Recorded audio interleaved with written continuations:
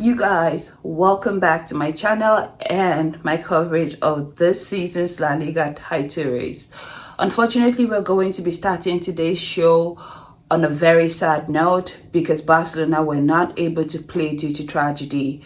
The Barcelona first team Dr. Carlos Minero Garcia unfortunately passed away a few minutes to the start of the game yesterday. I don't know what happened, but what I do know is that the doctor was with the team. He enjoyed the team breakfast in the morning. He was with them in the preparations for the game and was in the team camp. Unfortunately, he passed away somewhere around the siesta period and the match kickoff. Obviously, the Barcelona team, players, very distraught. In my opinion, it was the right call to reschedule the match against Osasuna. So my heart goes out to the entire Barcelona team, the entire Barcelona staff, the players, and most importantly, the family of Dr. Carlos Mineros Garcia. My prayers are with you. At the end of the day, this is just football. This is just a game. But this is a human being.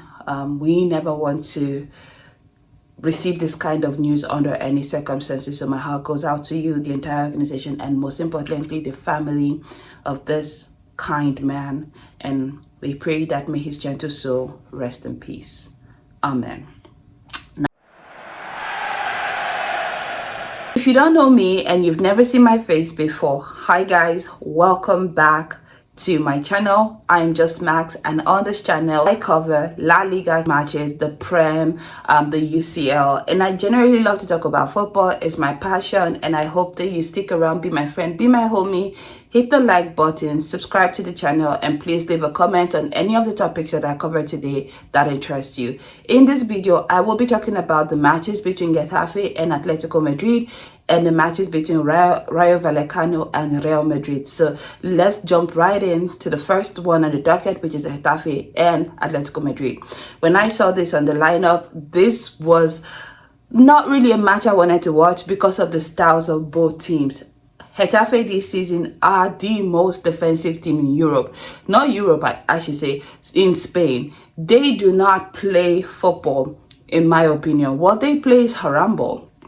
They are a team that are comfortable sitting 11 men behind the ball, and they're not planning to move.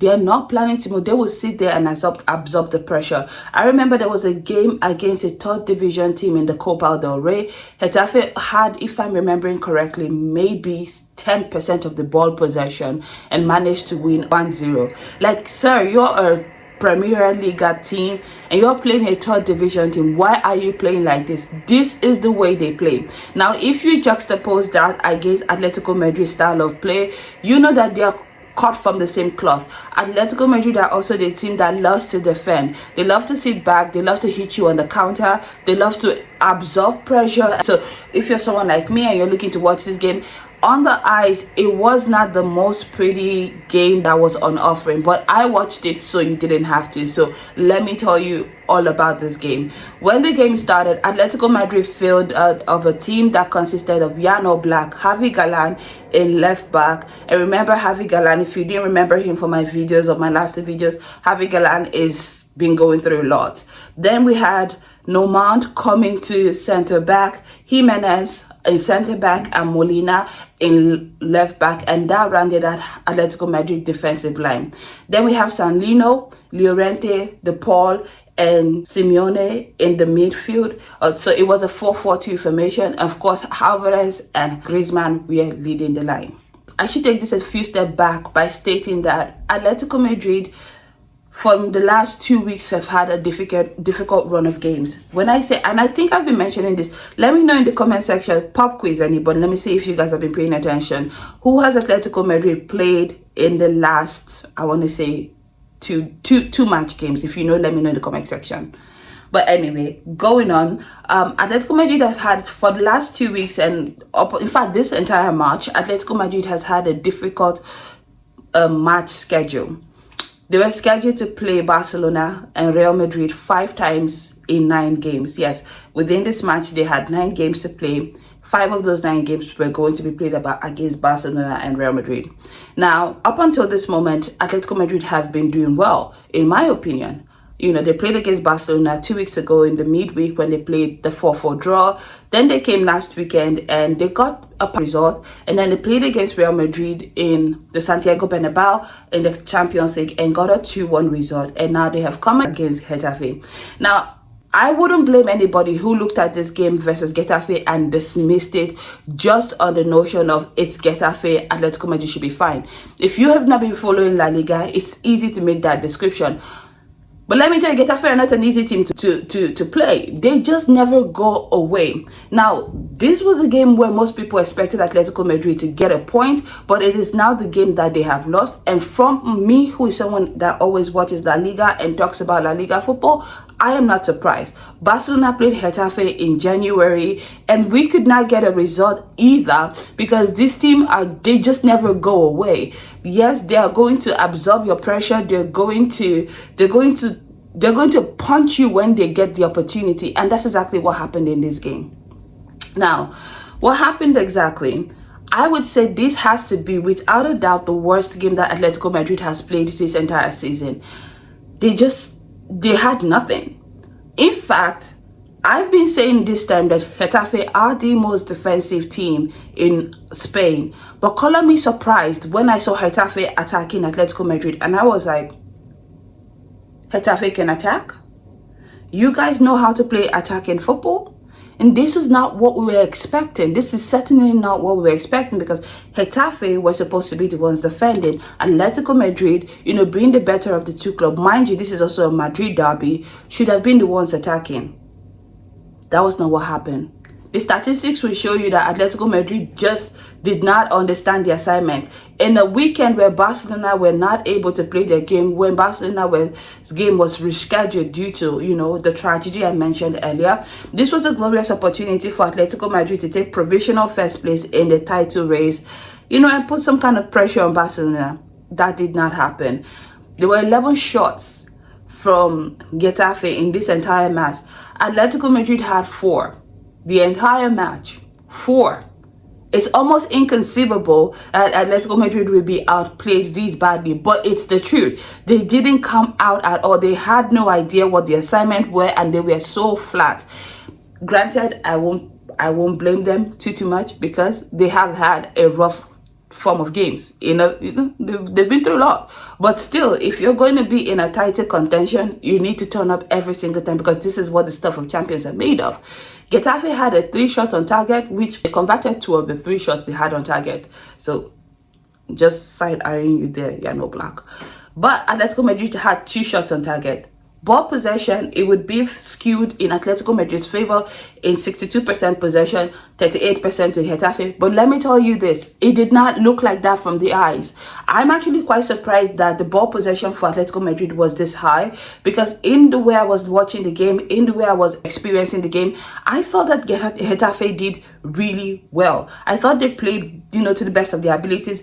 And whenever there was something, promising in attack that was looking like it was going to happen, it was not coming from Atletico Madrid, it was coming from Getafe. So to see this ball possession skewed heavily in Atletico Madrid's favor, the statistics is shocking to me, honestly. The eye test, when I watched the game, I said, wow, Getafe are playing some ball.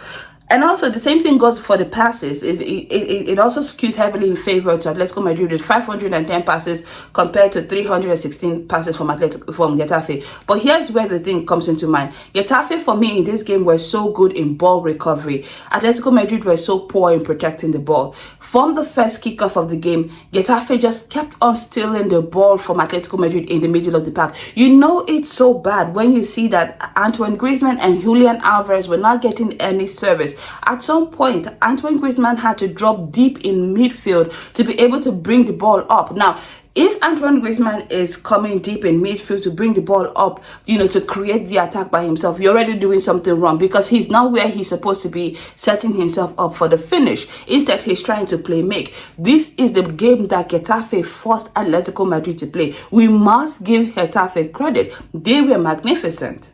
They essentially neutralized the dual threat of Julian Alvarez and Antoine Griezmann. And for all the ball passes and whatever that Atletico Madrid had, they never looked threatening. They never looked like they were going to do anything with the ball. I have to say, this is the best game I've seen from Getafe this season. And they just have to be said about something about playing teams that are in relegation battle. They are fighting for their lives and they will come at you hard. Now, Atletico Madrid did end up taking the lead in this game through a penalty that was awarded to Atletico Madrid for a handball situation in the 18, and it was duly dispatched by Alexander Sørloth. Now, in my opinion, now you might disagree with me, but that was never a penalty. If there was a competition for the softest penalty ever awarded in the history of penalties, that penalty will win. If there was a competition for are you blind and what do you do in referee, that penalty would definitely be a case study. Because like, what exactly were you expecting the defender to do with his hands in that situation? And the ball barely grazed him. In my opinion, this is my opinion. Please feel free to disagree with me in the comment section if you feel strongly about that penalty, but it should have never been awarded. So if you look at the context of the game, not only that Atletico Madrid did not play good, the only one time that they actually stick the ball behind the back of the net, it should have never happened. But with the benefit of hindsight now, I'm actually happy that it did. Why? Because it then gave Getafe a sense of injustice. So they wanted to play and, redeem themselves and be like, what are you doing? Like, why? And they came out in full force. They came out they pressed Atletico Madrid to the T, so much so that Angel Correa ended up securing a red card for showing his thoughts in a challenge. Now, don't let anybody fool you. Now, I will always tell you this truth. Yes, on this channel, it's always going to be Visca Barça, Visca Catalunya, but I will tell the truth. If it's a good thing, I will say it. If it's not a good thing, I will say it. And listen, we've seen those calls being given this season in La Liga. We've seen those calls. When you show your thoughts in a challenge, you're almost risking a penalty. Sorry, a red card. You're almost risking a red card. And that's what he did. And the referee duly gave him a red card. It's just what it was. In that moment, Atletico Madrid go down to 10 men and we are at the 88th minute of the game. So Atletico Madrid, my initial understanding of the way Atletico Madrid played would be they would have immediately gone into a defensive stance, go into a low block, secure the 1-0 lead, take all 3 points and, live to fight another day. That was my thought. I don't understand how Atletico Madrid collapsed so spectacularly in this match. Yes, they did, because immediately that red card was awarded, they forgot how to enter a defensive shape. Meanwhile, this is one of the best defense in Europe. I keep saying Europe, I don't know why, but I'm actually meaning Spain in this case. This is one of the best defense in Spain. This is a Diego Simeone team. If they know nothing, they know how to defend. But somehow, after that red card, maybe they were not expecting it. Maybe the goal by Arambari for the first to level it up, it is as easy can be. He was so unmarked in the penalty box, and he had a one-on-one chance. And when I was looking at the way the Atletico Madrid players were set up, yes, it came from a free kick, but they were skewed heavily in one position. Who are you all guarding in this area? And why is Getafe's most dangerous, most prolific striker this season left unmarked? And I could not argue with it. Visca Barça, I said, Getafe, you guys have scored well. Thank you. And then they awarded a 10-minute extra time. And I said, for what? Why are you giving a 10-minute extra time in this game? At most, I would have given 4 minutes and we call it a day. But maybe I thought, this is my opinion, I thought maybe La Liga wanted to give Atletico Madrid an opportunity to do something here. Now, yes, Atletico Madrid may have been down to 10 men, but they're still Atletico Madrid and they're playing Getafe. They're the better team. They have the better quality. So it's not out of place to assume that Atletico Madrid will be okay. Unfortunately for Atletico Madrid, within 2 minutes of the 90 of the extra 10, Arambari will score again. And it was another this time he was being marked, but it was just so easy for him to shake off the defense and just stick his leg out. And it was a goal that the ball hit him, deflected it past Yano Black, and it was 2-1. And I was already, now, let me tell you, the referees, they initially ruled it off for offside, but when I saw it, I said, no. That's not an offside goal. That is a goal. That is a goal. And of course, they went to the VAR and it was ratified as indeed a goal. Now, here's the thing. Atletico Madrid, they didn't even do anything. Like, I would have thought that, okay, there are 8 more minutes in this match for us to go get the win or go get a draw. Because you're in a title race with Barcelona and Real Madrid. You don't want to go down. You want to stand your ground. They just do it flat. Now, from the Atletico Madrid perspective, this is the worst day in the office for them. Not only have they dropped all 3 points, because now Real Madrid is playing and they can have the opportunity to leapfrog Atletico Madrid, but also they've lost Angel Correa. And guess what? Guess who is Atletico Madrid's next opponent in La Liga? In case you haven't been following, it's Barcelona. Oh yes. So Angel Correa, who is one of their defensive stalwarts or one of the hearts of the team for Atletico Madrid, is now going to be not available for one of the most, if not the most pivotal game of their La Liga season. This was a bad result. But let me know what you thought about this game. And now we're going to be talking about Real Madrid because, baby, it's a title race. It's just ended 2-1 in favor of Real Madrid.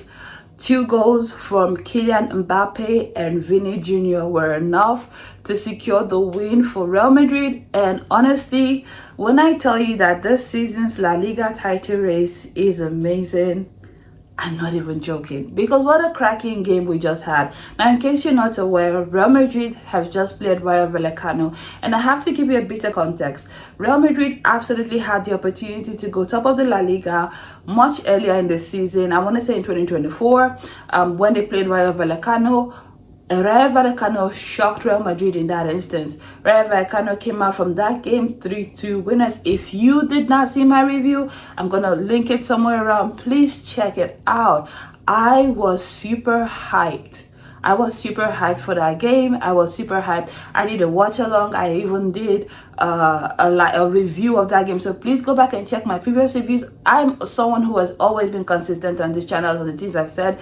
So anywho, moving on to this game, I was not necessarily expecting Lightning to strike a second time. Like, is it possible that Rayo Vallecano could get the double on Real Madrid in the same season? I didn't think so, but I was excited to see the game anyway. And so when we came into this game, Real Madrid fielded a line that consisted of Andre Lunin in goal, because of course we have to preserve Thibaut Courtois for the return leg of the Champions League against Atletico Madrid. Lucas Vasquez comes back in right back, Asensio in the center of the defense, David Alaba is partnering up with him, and of course Garcia is who runs up the defensive line for Real Madrid. And then Rodrigo comes in the midfield. Tchouaméni is now back in his preferred midfield now that Real Madrid are now starting to have like more defensive cover at the back. Luka Modric starts this game. He's really played a lot for Real Madrid this season. Honestly, I did not expect him to play this much, to have this much participation in Real Madrid's season, but it's clear that they have needed his contribution every step of the way this season. Jude Bellingham returns from his suspension. If you remember, Jude Bellingham was given, I think it was a 2-game suspension for his red card, where he told the referee to F off, and we had that whole debacle of is it F off or F you, whatever, you get the point. And then leading the line, it was Kylian Mbappe and Vini Jr. So essentially Ancelotti opted to set for a 4-4-2 formation.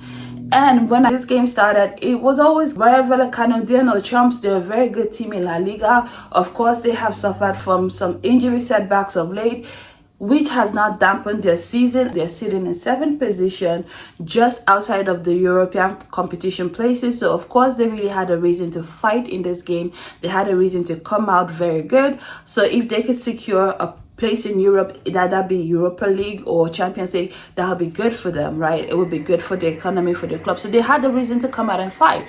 But this was always going to be difficult. This is Real Madrid at the Santiago Bernabeu. Aside from Barcelona this season, it seems like every team that has gone to the Santiago Bernabeu have somehow managed to not be able to deliver a result. Now, when the match started, it was more the same, and honestly, I'm not going to lie, I am always on this channel, it's always going to be Vishka Barça, but that goal by Kylian Mbappe on the 30th minute, because that's when everything started to happen, that goal by Kylian Mbappe, it was just a defensive mistake. It was not really, I don't want to give the defense too much slack for that, but I also don't want to, like, when you are defending a player who is maybe 10 times faster than you need to take more caution in the way you stand. So I'm going to chalk this one to a defensive mistake, not necessarily anything wrong in what he did per se, but more in the area of his judgment.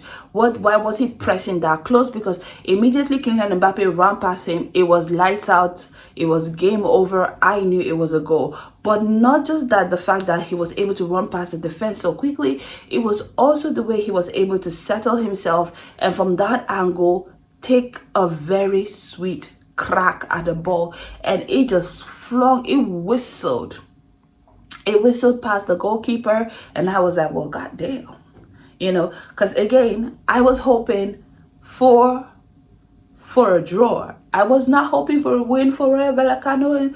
You know, it was going to be Vishka Barça, but I was hoping for a draw at the very least. I'm very honest about my stance, but when I see a good goal, I am always going to say it. And that goal brings Kylian Mbappe to 18 goals this season. And mind you, this is his first season as a Madridista, so he's really had a very good season. For him as a footballer, I don't really care for Madrid too much, but as a footballer, as a human being, knowing how hard his start to La Liga was for him, how difficult he was, and how at some point everybody was saying he was washed and he wasn't good, to see him now pressing Robert Lewandowski for the Pichichi race in La Liga, I'm excited for him, only because, again, I am a football fan and I always want to see everybody play the best, because that's how you be the best. To be the best, you have to play the best. So from that perspective, I was like, that was a very good goal. But I also want to give Rayo Vallecano some credit. They did not back down.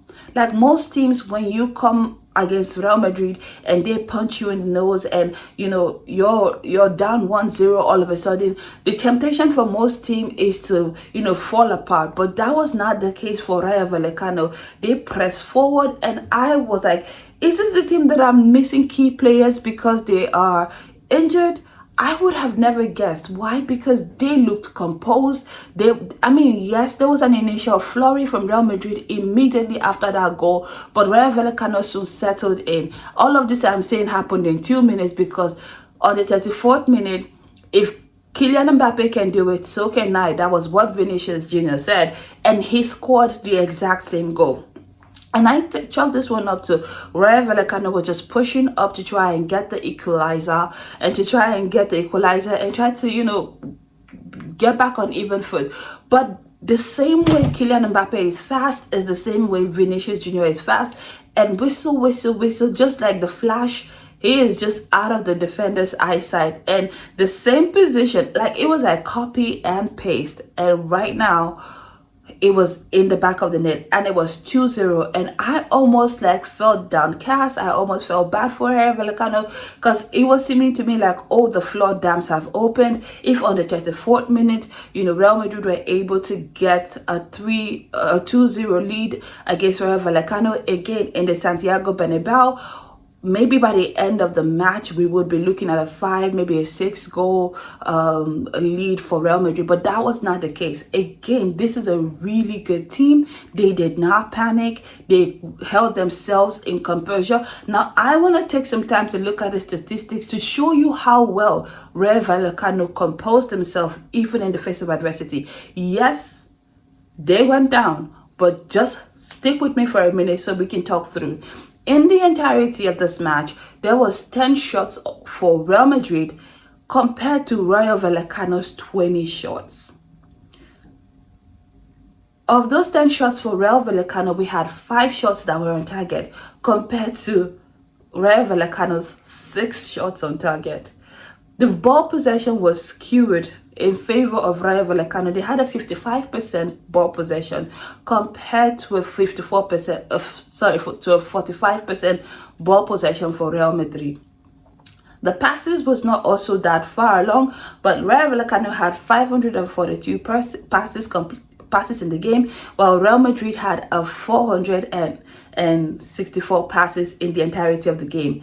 And in terms of pass accuracy, Rayo had a 90% pass accuracy compared to Real Madrid's 88% pass accuracy. Now, I say all of this to say these were two very good teams.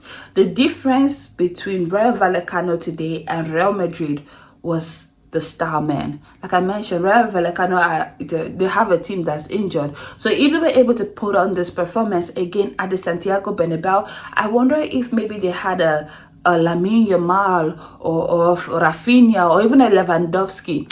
I don't want to say Lewandowski because that guy is annoying me these days. But maybe they had like a Ante Bodimer or maybe a Mo Salah, you know, in their team. This could have been a totally different result. All of that to say, Rayo Vallecano were able to come back into the game on the 47th minute of the first half with a cracking strike from Pedro Diaz. It was a very well teamed goal. It was a very good give and take situation. And then he hit it from outside of the box. I initially thought that Andrea Lunin had made a save because it hit inside the inside of the bar, bounced in and came out. And then of course the Rayo Vallecano player was kind of charging forward to secure the ball, but then it was called for like offside. But when we looked at goal line technology and the VAR, it was already determined the ball had already crossed the line even before it bounced out anyway. So on that, I was like, oh, that was a good goal. So in this game, we had three very good goals. No cap, no shade. But like I mentioned, even though Rayo Vallecano threw the kitchen sink at Real Madrid, the difference between Rayo Vallecano today and Real Madrid was the superstars that they had in the team. I do think that if this was a better team, Real Madrid would have maybe wobbled a little bit. But again, if you're a Madrista, I'm sure that you're very excited to get this win, to get back into second place or to leapfrog Atletico Madrid in the La Liga title race, because of late Real Madrid have found wins very difficult to come by in La Liga, which has made it very difficult, and which is why they have now found themselves in a situation where Barcelona have been able to come back from a 10-point deficit to now sit in top of the La Liga, even though they did not play today. So I have to say that because it's like, you know, Vizca Barça, Vizca Catalunya, but I digress. But in addition to this is also the fact that Vinicius Jr. has finally been able to score his first goal in La Liga in, I want to say, since November. Keep me honest in the comment section if you know the exact date, or someone please fact check me in the comment section. But I think this is his first goal in La Liga. That's not to say he has not scored elsewhere, but in La Liga, this is his first goal since, I want to say, November or October, since a hat-trick situation. But keep me honest in the comment section. Again, it's bumper to bumper in this title race, and it's a snooze you lose kind of situation. Atletico Madrid dropped points where they shouldn't have dropped points earlier today. Real Madrid have now picked up points in La Liga, which I'm so sure that Ancelotti will be breathing a sigh of relief, because it's been very difficult to see points come by for Real Madrid of late. But with the context of the La Liga table, Barcelona are still sitting 57 points ahead of Real Madrid with a very superior goal advantage or goal difference to Real Madrid. Real Madrid comes in second place again on 57 points, and then Atletico Madrid come in third place with 56 points. I do have to mention Barcelona do have again that one game in hand against Osasuna, which was not played yesterday. They will reschedule it, and we will be back here to talk about that game when it is eventually played. But remember, next weekend on La Liga, it is going to be a blockbuster because Barcelona will be playing Atletico Madrid, and that will definitely have major consequences in this title race. It is my hope that Barcelona will be able to come out with a win, but the way this season has gone, I don't want to jinx anything. Let me know what you thought about this game in the comment section, whichever one that struck out to you, whether that be Real Madrid, whether that be Atletico Madrid. Let me know all about your thoughts in the comment section. I will be back in midweek to talk about the UCL. We will be breaking down all the games that we saw, the people who are going to be qualifying to the quarterfinals, and of course making our predictions for who we think is going to make it to the final of the UEFA Champions League. So stick around and join me for that video in midweek. But until next time, thank you for watching and have a pleasant day. Bye guys.